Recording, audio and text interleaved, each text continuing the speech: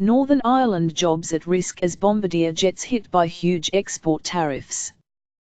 One of Northern Ireland's largest employers faces paying a punitive tariff on its exports of passenger jets to the US after losing the first stage of an international trade dispute. The US Department of Commerce ruled in favor of Boeing in its legal battle with Bombardier, prompting fears in Northern Ireland that aerospace jobs in the region could be in peril. An interim tariff of 219.63% has been proposed on sales of Bombardier's C-Series jet to the US airline Delta. Boeing took its Canadian plane-making rival to court in the US, alleging it had received unfair, anti-competitive state support from the Quebec regional government. Bombardier is Northern Ireland's biggest high-tech employer with more than 4,000 workers at its East Belfast plant. About 1,000 jobs are linked to its C-Series project, the construction of wings and the fuselage for a new series of passenger jets for Delta, which Bombardier won the contract for. But the Commerce Department said on Tuesday, Boeing claimed that Bombardier's C-Series aircraft, part of which is made in Belfast, are being subsidized, in part, due to a $1 billion, £740 million, bailout by the regional Quebec government in Canada. Both sides will have to wait until February for a final ruling on the pricing policy to be made by official US agencies, trade unionists said. Bombardier supports hundreds of other jobs in Northern Ireland through its suppliers and has been a major employer in the region for almost 30 years.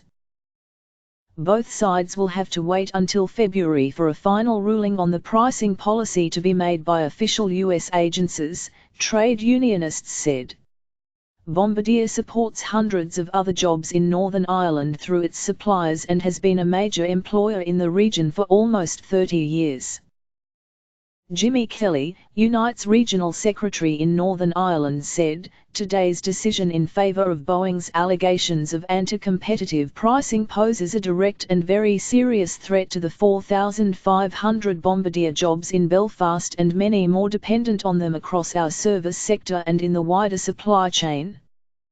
This would cause serious damage to our economy and to our society, which needs a robust economy to underpin our society's continued political progress and the path to reconciliation." Despite this ruling, Boeing's case is without merit. They suffered no detriment from Bombardier's success in winning the Delta order. Unite is supportive of the Bombardier defence and we are determined to ensure no fallout in regard to the jobs of our members. Theresa May had personally lobbied Donald Trump to persuade Boeing to drop its legal action against Bombardier, given the threat to Northern Irish jobs. Earlier on Tuesday, Northern Ireland Secretary James Brokenshire met members of Unite in Belfast. After that meeting he said, "The UK government believes clearly that the support that we have given through repayable launch investment to the C-Series project is legitimate, is lawful, is within World Trade Organization rules, and therefore that the actions that have been brought around this case are unwarranted." A UK government spokeswoman said after the decision, "This is a disappointing interim statement but only the first step in the process. As the Prime Minister said last week, we will continue to strongly defend UK interests in support of Bombardier at the very highest level because an adverse outcome risks jobs and livelihoods among the 4,200 skilled workers in Belfast." Boeing's position in this case is unjustified and frankly not what we would expect of a long-term partner to the UK, as well as damaging the wider global aerospace industry. Joe Walters, who is in his 30s and works in material logistics at the Bombardier plant in East Belfast, told The Guardian there are a lot of older workers at the factory seeking to get out of the company as a result from the US ruling. Walters said he wanted May and the British government to take a harder line with Boeing to end the dispute with Bombardier.